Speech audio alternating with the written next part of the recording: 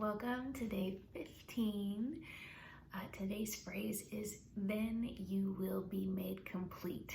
Then you will be made complete. So from the top, Paul is saying, when I think of all this, I fall to my knees and I pray to the Father, the creator of everything in heaven and on earth. I pray that from his glorious, unlimited resources, he will empower you with inner strength through his Spirit. Then Christ will make his home in your heart as you trust in him. Your roots will grow down into God's love and keep you strong.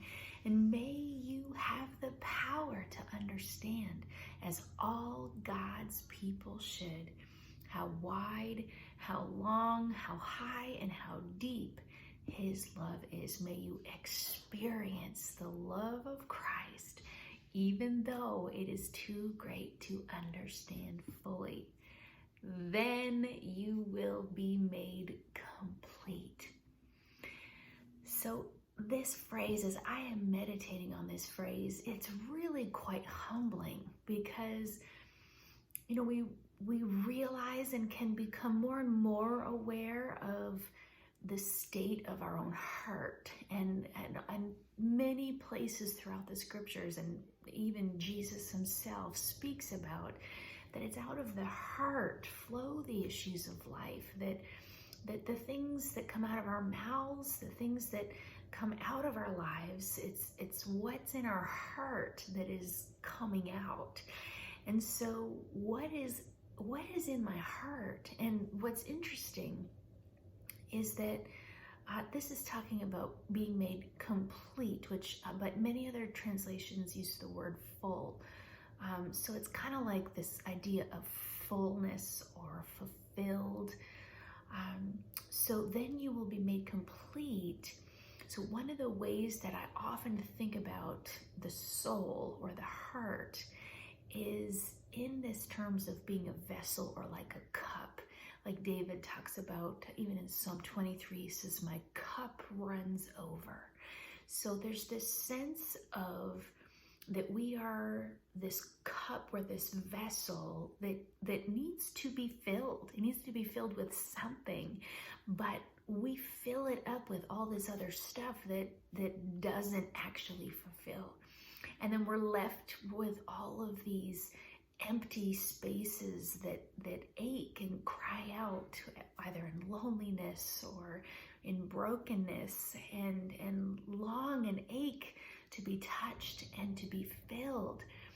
And so as I'm meditating on this phrase, it's amazing to me that Jesus leads us in this kind of way where it's actually, some of the early Christian writers and teachers talked a lot about the poverty of spirit and this kind of emptying oneself, the way that Jesus did when in Philippians chapter 2, when it says that Jesus did not consider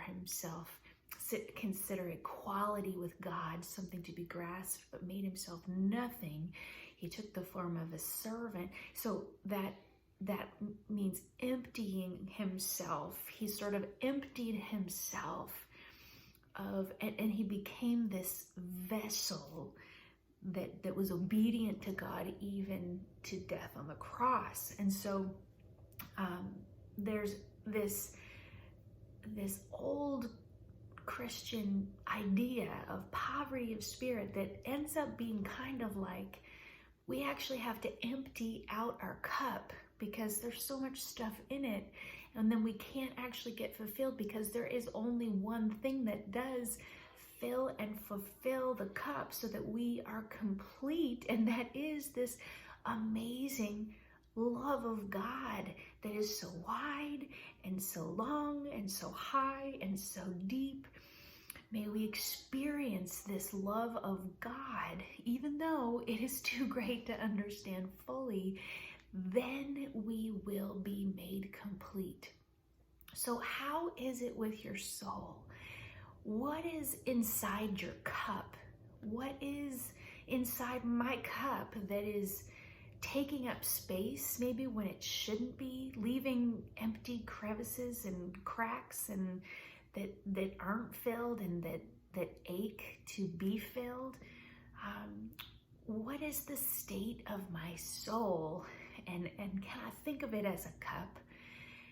And then what would it be like to empty all this other stuff out and to experience, to know and encounter and engage with the love of God in a way that it actually fills me to capacity so that I'm fulfilled and made complete? Is that even possible?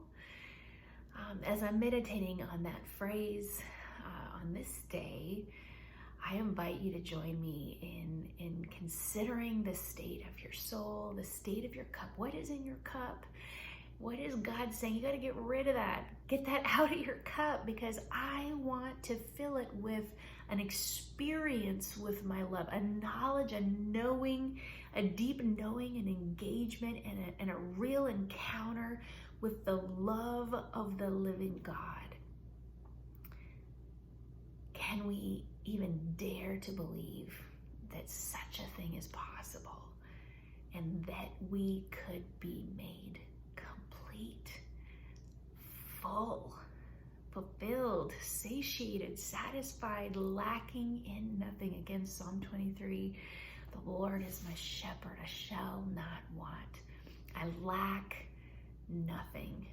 This is the inheritance for the people of God in whom God himself dwells. So can we imagine and can we dare to invite the Holy Spirit to do such a work in our hearts today?